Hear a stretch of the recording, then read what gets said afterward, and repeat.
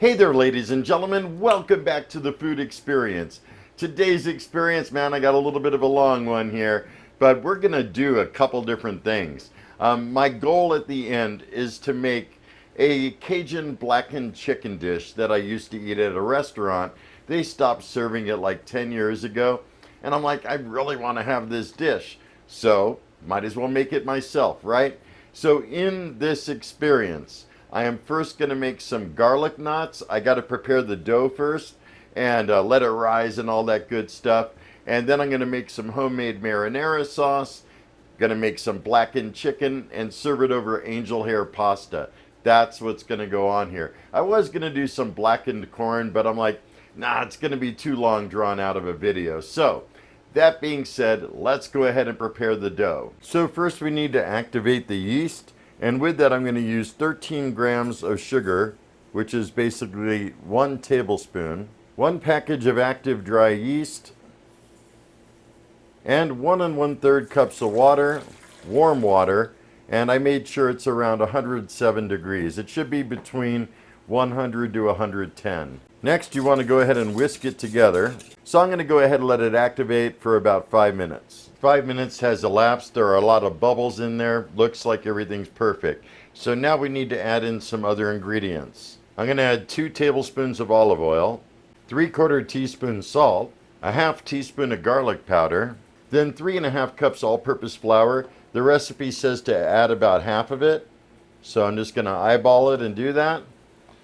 I'm going to go ahead and install the paddle attachment, lower the mixer, and then go on low speed for about 15 or 20 seconds just to kind of get everything started.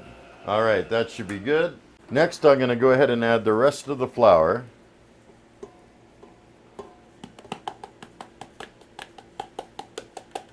Lower the mixer, and you want to let it beat on low speed for about 2 minutes. Basically till everything comes together. All right, 2 minutes is up. Let's go ahead and turn it off and see what we're looking at here. So, yeah, it looks pretty good. Honestly, it's a little bit sticky. So I'm going to add just a touch more flour. It shouldn't be quite that sticky from what I've seen when I've made pizza dough before. So I'm just going to add a little bit more flour, lower it, and mix again for another minute or two. All right, I'm going to go ahead and turn it off. Let's open the mixer. And yeah, it's better. Definitely, it's tacky, but it's not just sticking all over my fingers, which is good. Going to go ahead and get it off of the paddle here. Go ahead and remove my bowl. Next, you want to lightly dust a work surface with all-purpose flour. Next, you want to turn the dough out onto the surface. It is still a little bit sticky, but that's okay. I could add some flour into it while I'm kneading it. I added a bunch more flour too, just to be honest. So knowing it's a little bit tacky, I'm just going to add a little more flour. And let's go ahead and start the kneading process. Now it looks good. And you want to kind of do this for about 3 or 4 minutes.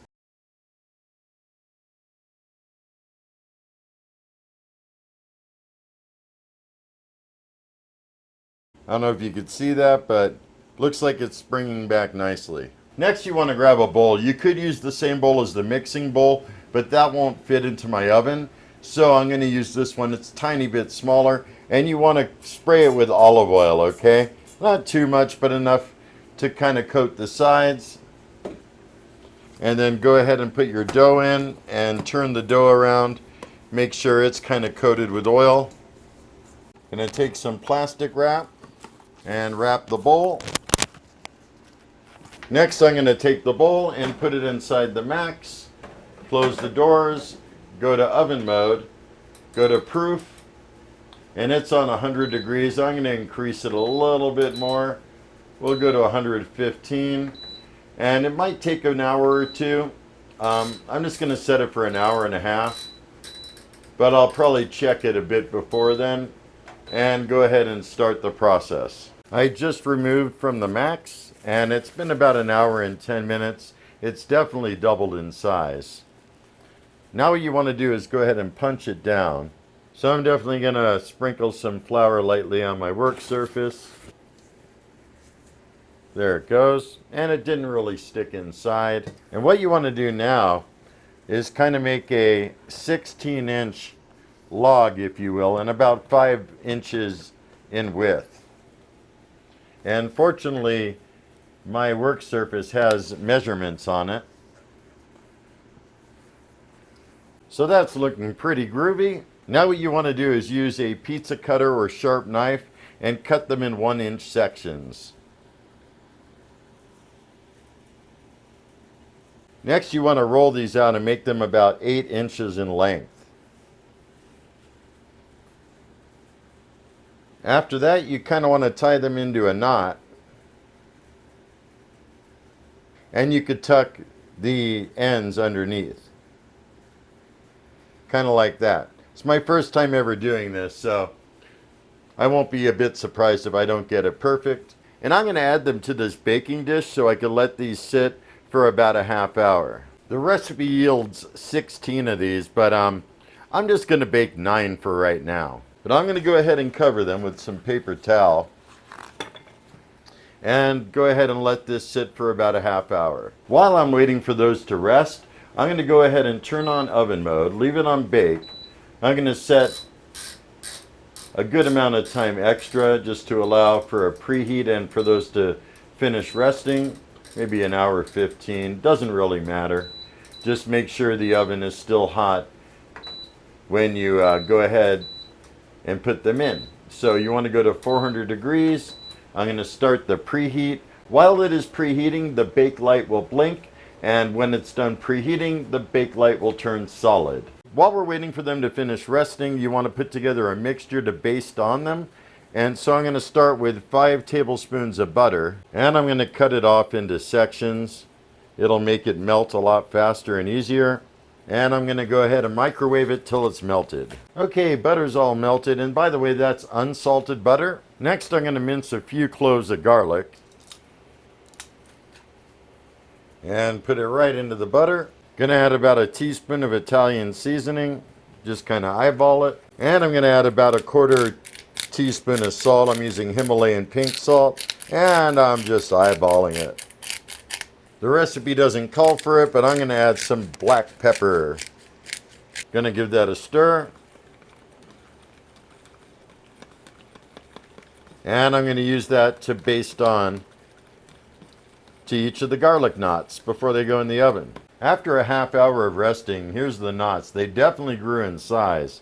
And I'm going to go ahead and baste each one of them generously with this garlic butter mixture that I put together. So I've gone ahead and lined this baking tray with a silicone mat, and I'm going to put them on there. And hopefully that's not overcrowded. They might expand, and if so, that's a lesson learned, right? Next, I'm going to put them in the bake to position. According to the instructions, it should take 20-25 minutes, somewhere around there. I'm going to set it for a half hour just to allow for extra. And let her rip. So they've been going for about 10 minutes, and it looks like the ones in the back are starting to brown. So I'm going to go ahead and rotate the tray. Boy, those smell so good, by the way, just to let you know. And it looks like they are definitely getting brown in the back again. So I'm going to rotate the tray one more time. And let them go for a little while longer. Alright, it's been about 25 minutes. I'm going to go ahead and take them out. That's what I'm looking at. They don't look too bad at all, to be honest. And now what I'm going to do is take some of that remaining butter mixture, which is kind of stiffened up a bit, but I'm going to go ahead and baste on the tops of these a little bit. So there's part 1 of my cooking adventure tonight. We got a few other things to make, but we're going to go ahead and sample one of these real quick. Alright, so that's what we're looking at. They look pretty good. They sure smell really good.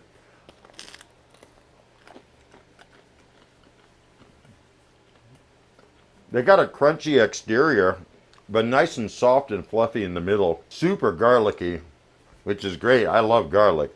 I'd say they're definitely a success, you know? So alright, like I said, I'm making a Cajun blackened chicken dish. These are going to be served on the side. And we're going to make some fresh marinara. I'm going to cook blackened chicken. I'm going to show you how to put the spices together. There's a lot to this video. There really is. So kick back and here we go with the rest. Time to prepare some marinara sauce. I'm going to use these crushed tomatoes and I'm going to use about half the can. Just going to kind of eyeball it. I've never made marinara sauce before, and since I'm a family of one, I scaled this recipe way down. I got this recipe from allrecipes.com, and again, I will put a link in the description. I'm going to use about a quarter can of Hunt's tomato paste. I'm going to use a tablespoon of dried parsley, 1 minced garlic clove. I'm going to use a pinch of dried oregano. I'm going to kind of squeeze it in between my fingers, make sure it's all fresh again. I'm going to add about a quarter teaspoon of salt, not really going to measure it. A little bit of black pepper. And that should do it for now. I'm going to go ahead and put on the top. Going to go ahead and attach the Ninja motor and let her fly.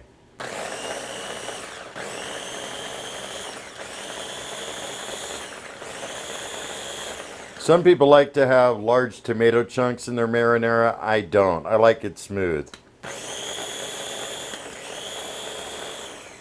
That should definitely be good enough. Next, I'm going to add about 1.5 tablespoons of olive oil, give or take. I'm going to add about a little less than a teaspoon of granulated onion. And I'm going to add a couple tablespoons of white wine. I'm going to turn the heat on to low and give this a good stir. I really wish I had a smaller pan. I do indeed have a smaller saucepan. This will be a lot better. Let me go ahead and transfer that. And I'm going to just stir it up and let it go on low heat for a little while. Once it's a little bit heated up, I'm going to taste it. And if it tastes a little bit acidic, probably add some brown sugar to it because I know that'll definitely cut back on it. In fact, I'm just going to do a little taste right now. Oh, that's good. That's actually really decent. Next, I got a couple tablespoons of butter. I'm going to go ahead and melt that. Going to add a teaspoon of Hungarian paprika, teaspoon of ground cumin, teaspoon of garlic powder, teaspoon of onion powder, and a teaspoon of salt. Going to go ahead and stir all that up. I got one rather large chicken breast. I went ahead and put it on some plastic wrap and put another sheet of plastic wrap over it. Now I'm going to go ahead and take this mallet and I'm just going to tenderize the chicken a bit and also flatten it out a little bit, and it'll cook quicker that way and be a little bit more tender. Alright, that should do it. Definitely a lot flatter than it was. Now I'm going to take the marinade that I just made and baste it all over the chicken. Go ahead and flip it over, and I'm going to get the other side as well. And now you want to let this rest for about 20 minutes. I would put it back in your refrigerator. Time to start the blackened chicken. I'm going to go ahead and put a little knob of butter in there using a cast iron skillet. I just took the chicken out of the fridge and we're going to go ahead and put it on there. And I'm going to top it with some remaining sauce. I already did to the other side. And we're going to let it go a few minutes. Hopefully it gets nice and blackened. I have the heat on 392 degrees. Going to go ahead and start some angel hair pasta. And I still got the marinara sauce going. Angel hair pasta's in the Instant Pot. The marinara sauce tastes really good. I'm just going to add a little bit of a pinch of brown sugar to it. And like I said, I scaled this down. I only made enough for one serving since I don't have anyone else to feed, you know. But I'm definitely going to use this recipe again. Alright, let me give that another sample. Oh yeah, that got rid of some of the bitterness. I was also going to add some basil to this. Let me go ahead and do that. Just a touch. And that is like super thick. I think I'm going to add maybe like a tablespoon of water to loosen it up a little bit, because it's been going simmering for a little while now. Here we got the chicken here, still sizzling away. Oh yeah, it's getting nice and blackened. It did puff up a little bit again, but that's to be expected. Just gonna let it keep going. And I'd say it's just about time to turn that over. Take another look. Oh yeah. So I'm gonna throw down a little more butter there. Spread that around and throw down the chicken. See how the bottom is? Oh yeah. Coming along very nicely. Shouldn't be much longer now. Tell you what, I'm hungry. Gonna go ahead and get the side a little bit. 156, that's pretty dang good. Check the other end here. 145, yeah, it's just about done, folks. All right, let's go ahead and remove the chicken. Gonna go ahead and put the chicken on this cutting board, let it rest for a couple minutes. Boy, that looks really good though. Sure does smell good. Just got a new knife in the mail, kind of a carving knife. See how this works. Oh yeah, cuts through it pretty good. All right, so I got a plate of angel hair pasta, right? Gonna top it with some homemade marinara sauce. And that stuff is like so super thick. Gonna have to work on loosening it up next time, I tell you what. And next we're gonna add some blackened chicken. All right, there's the final product. Let's go back up top and sample this delicious goodness. All right, dinner is on. That took a while to make and everything. Is it worth it or not? I don't know. I ended up actually spending more for these ingredients than as if I just went out to eat. But you know what? This is homemade goodness. I know what's in it. There's nothing questionable in it. And I bet it's going to be fantastic. Starting with these garlic knots. I just reheated one. So good. Now I got some of the angel hair pasta with the marinara and the chicken. Wow, that is delicious. There we go. That is so delicious. Chicken is totally tender. I pulled it off right at the right time. And the marinara sauce, so hearty and good. I had to add a little bit of brown sugar to get rid of the acidic content. But it's great. It is. The chicken's great. The garlic roll's great. Pasta's cooked just right. And that's a super thick marinara sauce. I mean, it sticks to anything and everything. So super tasty. So the only thing that could have made this night better would be to have a lovely lady over here to serve this meal for. I think that would have been amazing, you know? But that's okay. I made it for myself and I'm thoroughly happy, thoroughly satisfied. I am going to go ahead and include all links to everything I got ideas for these recipes of down in the description below. I did change up a couple things, but nonetheless, I'm going to point you to the sources I used. It's a matter of respect, and maybe you guys want to know this stuff, even though I kind of called out every ingredient as I was throwing it in there. But like I said, out of respect, go ahead and check my description. I'll have links back to all these things. So, I hope you guys enjoyed this rather lengthy experience. It's been a fun one. I'm going to go ahead and eat the rest of my meal in private. With that said, if you're new to my channel, go ahead and hit that subscribe button. I got all kinds of good stuff coming up. And certainly I would love for you all to drop a comment below with your thoughts. I love hearing from you guys and interacting with you. And until next time, have a stellar day. Be excellent. And most of all, remember me, I'm KJ Andio, your food experience host with the most. Y'all take care, and I'll see you next time.